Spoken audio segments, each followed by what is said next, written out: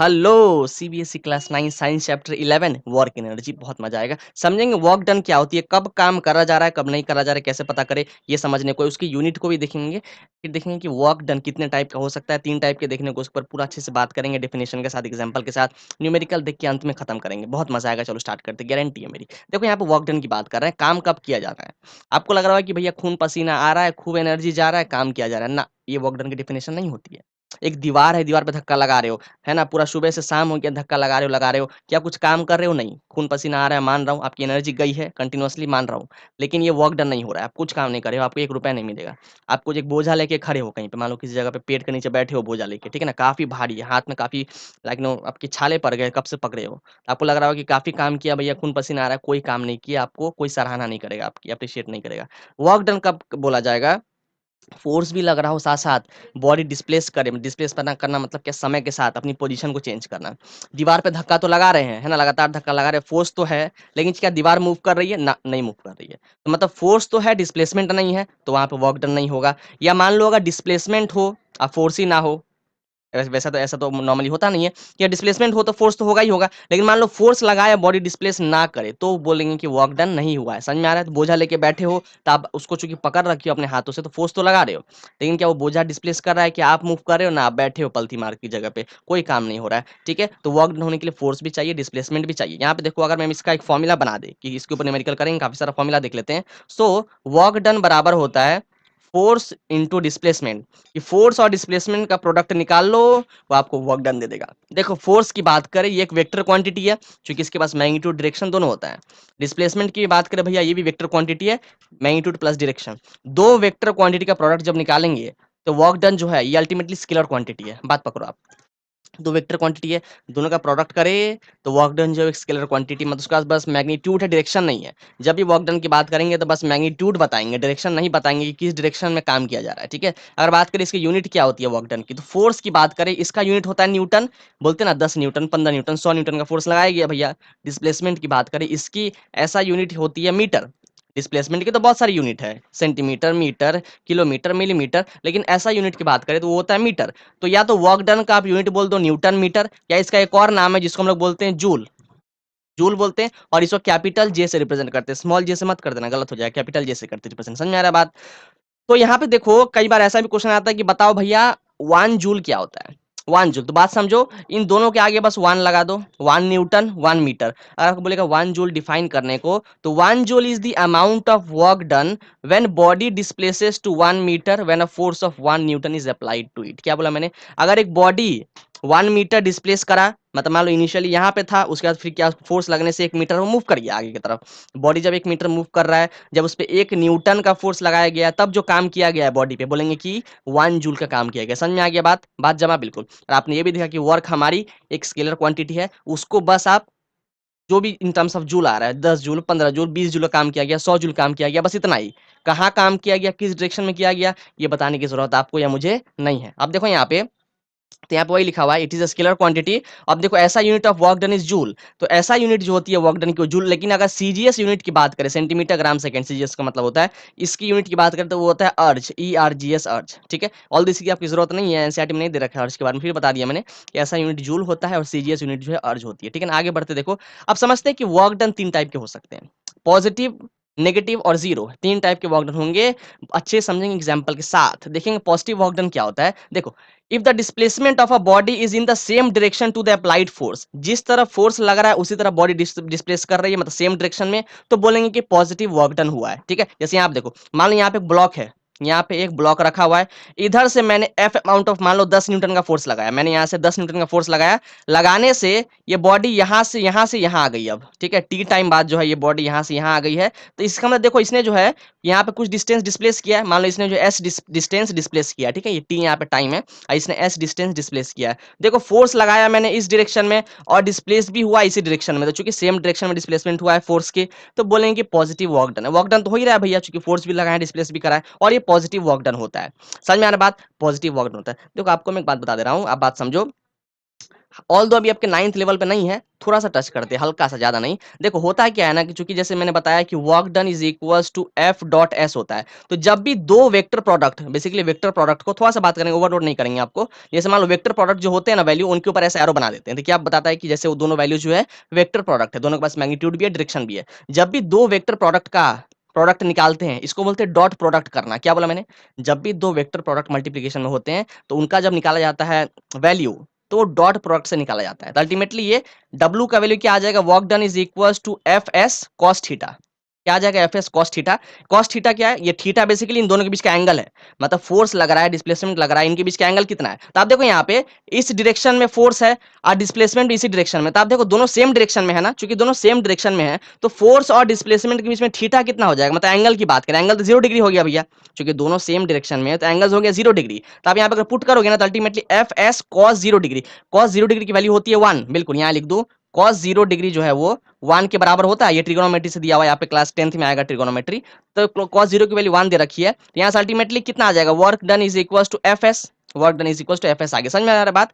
तो आप थोड़ा इसके बाद पकड़ लो कि यहाँ बेसिकली डॉट प्रोडक्ट लगता है। हमने यहाँ पे क्या देखा? मैंने यहाँ पे वर्क डन पॉजिटिव आ रही है, आया ना पॉजिटिव। अभी आपको दिखाएंगे जहाँ वर्क डन नेगेटिव भी आता है। यहाँ देखो, अगर आपकी बॉडी की डिस्प्लेसमेंट ऑपोजिट डायरेक्शन में हो रही है जहाँ फोर्स लग रहा हो, मान लो फोर्स लग रहा है आगे की तरफ, बॉडी डिस्प्लेस करी पीछे की तरफ, ऐसा होता है क्या सर?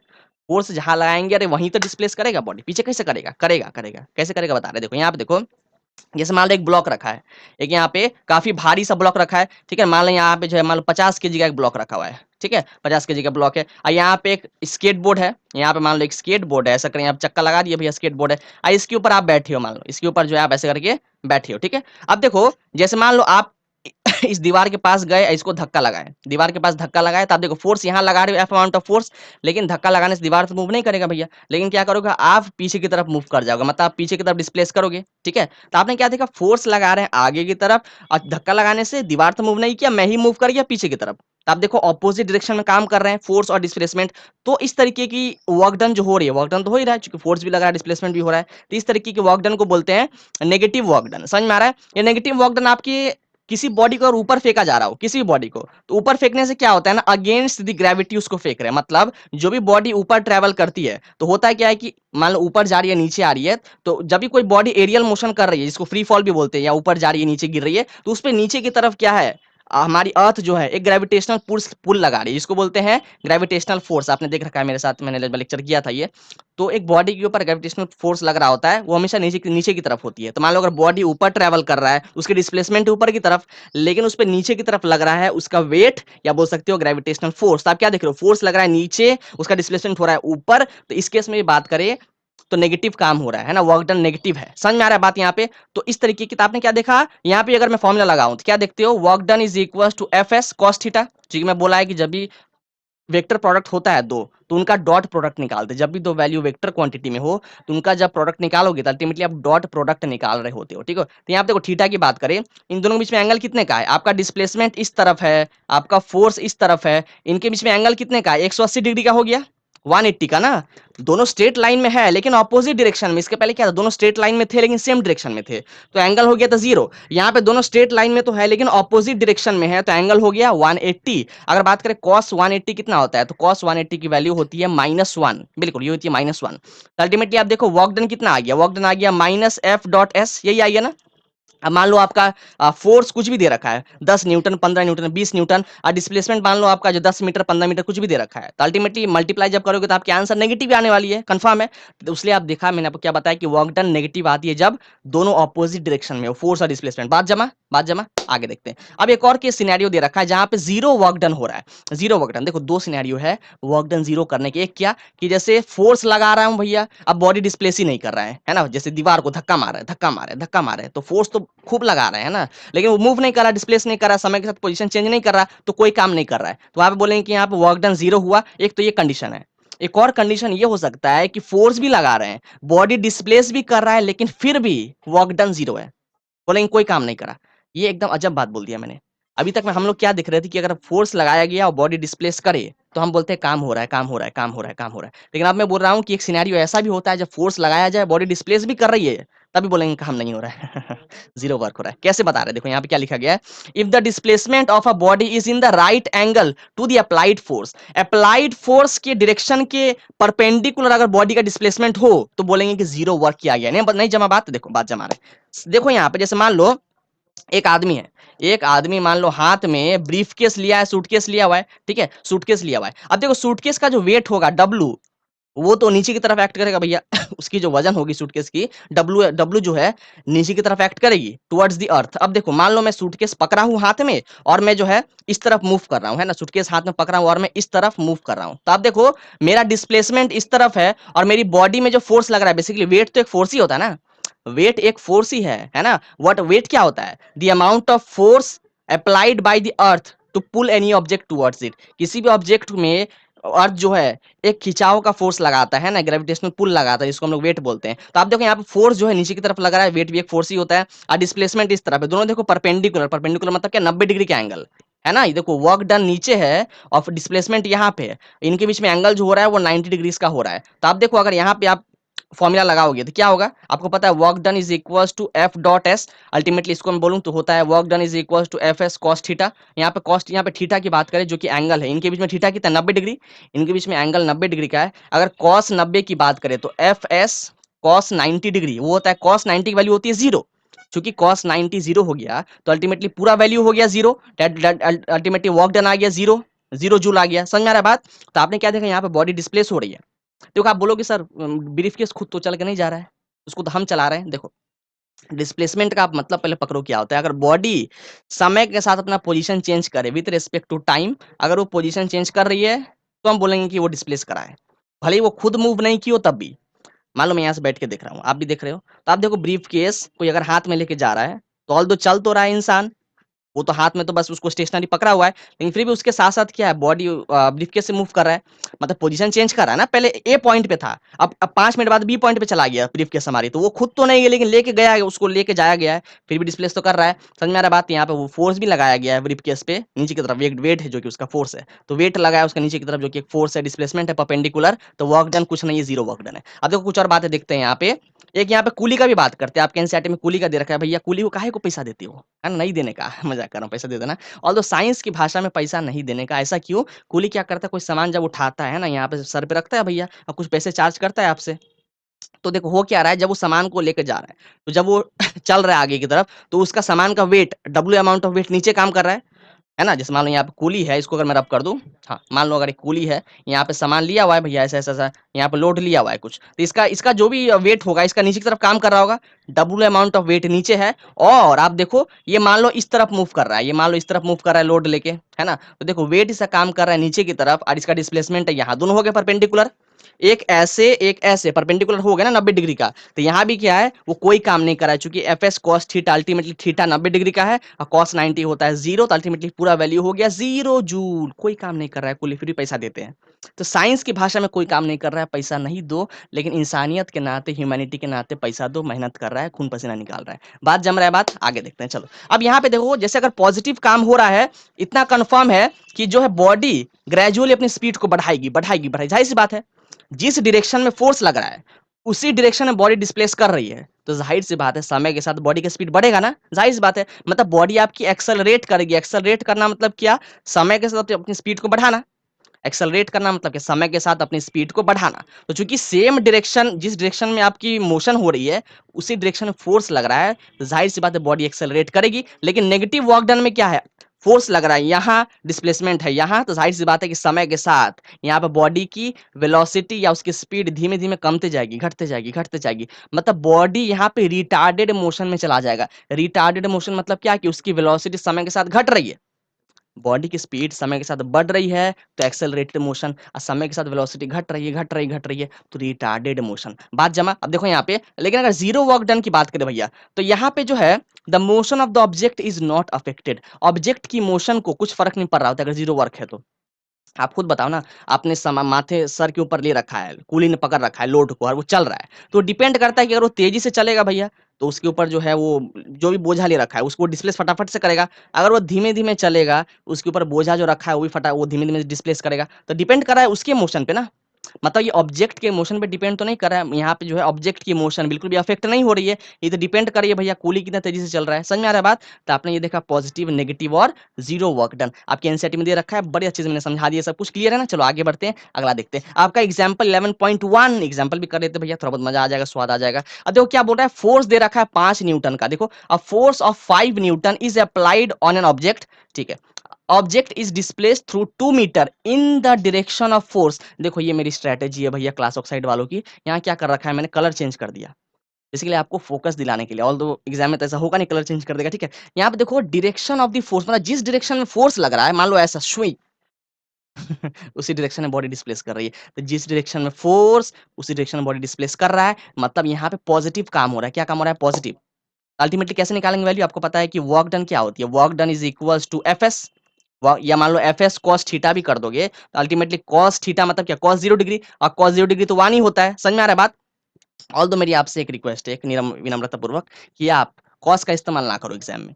आपके 9th लेवल पे नहीं है, मैंने बस समझाने के लिए बताया कि क्यों नेगेटिव आ रहा है, क्यों पॉजिटिव आ रहा है। आप ऐसे कॉस थीटा लेके, आपसे विनती है कि आप ऐसा सॉल्व ना करें अभी। हो सकता है आपके एग्जामिनर जो है मार्क्स कट कर दे। ऑल्दो ये गलत नहीं, लेकिन फिर भी आपके 9th लेवल पे भी चीज़ नहीं बताई गई है, तो आप मत करना इसको, ठीक है ना? बस समझाने के लिए मैंने बताया था आपको। तो वर्क डन होता है एफएस, सिंपली आप इस फॉर्मूला को लगाना, सिंपली आप लगा देना work done is equals to F X, इतना लगा देना, काम हो जाएगा। एफ कितना है आपका, फोर्स लगा रखा है 5 न्यूटन का, और यहाँ पे डिस्प्लेसमेंट कितना हो रहा है, 2 मीटर का। तो यहाँ पे देखो अल्टीमेटली कितना आ जाएगा, 5 2 जा 10, तो अल्टीमेटली आ जाएगा 10 न्यूटन मीटर, या तो 10 न्यूटन मीटर बोल दो, या इसको बोल दो 10 जूल। बात तो वही है, न्यूटन मीटर को जूल भी तो बोल सकते हैं ना। तो कितना काम हो रहा है, 10 जूल का काम हो रहा है। समझ में आ रहा है बात? बात जमा, बड़ा आसान था, आगे देखते हैं। एग्जाम्पल 11.2 देखते हैं। अब क्या बोल रहा है, पोर्टर लिफ्ट्स अ लगेज जिसका मास दे रखा है 15 केजी, ग्राउंड से उठाया और अपने सर पे रखा। उसके बाद रखने के बाद 1.5 मीटर वो आगे चल के गया, ठीक है ना। मास दे रखा है, कितना डिस्प्लेस किया वो दे रखा है। निकालनी क्या है, वर्क डन। वर्क डन तो किया है, जाहिर सी बात है, चूंकि उसने चूँकि मास रखा है सर पे, तो फोर्स लगा रखा है, साथ-साथ डिस्प्लेस भी कर रहा है, तो फोर्स भी है, डिस्प्लेसमेंट भी है, तो वर्क डन तो आएगा भैया, कितना आएगा वो निकालना है। फिर डेटा पुट करते हैं यहाँ पे देखो, लेकिन दिक्कत यहाँ पे एक चीज़ ये है कि फोर्स डायरेक्ट गिवन नहीं है। इसके पहले जब करा था फोर्स भी गिवन था, डिस्प्लेसमेंट गिवन था, मल्टीप्लाई कर दिया, काम आसान हो गया, मज़ा आ गया था। यहाँ पे दिक्कत की बात है, फोर्स नहीं दिया हुआ है, कैसे करते हैं देखते हैं। हमारे पास मास दे रखा है, तो लिख देते हैं मास ऑफ लगेज, जो भी सामान वो उठा के रख रहा है उसका मास कितना 15 केजी दे रखा है, 15 केजी बहुत भारी है भैया। और देखो सर पे पता नहीं कैसे रख लिया, 1.5 मीटर वो मूव कर रहा है। तो यहाँ पे डिस्प्लेसमेंट मैं लिख दे रहा हूँ, ऑल्दो डिस्प्लेसमेंट की बात करें उसको स्मॉल एस से रिप्रेजेंट करते हैं, यहाँ पे पूरा डिस्प्लेसमेंट ही लिख देते हैं। तो डिस्प्लेसमेंट की बात करें तो वो कितना डिस्प्लेस किया, कितना मूव किया, 1.5 मीटर, 1.5 मीटर।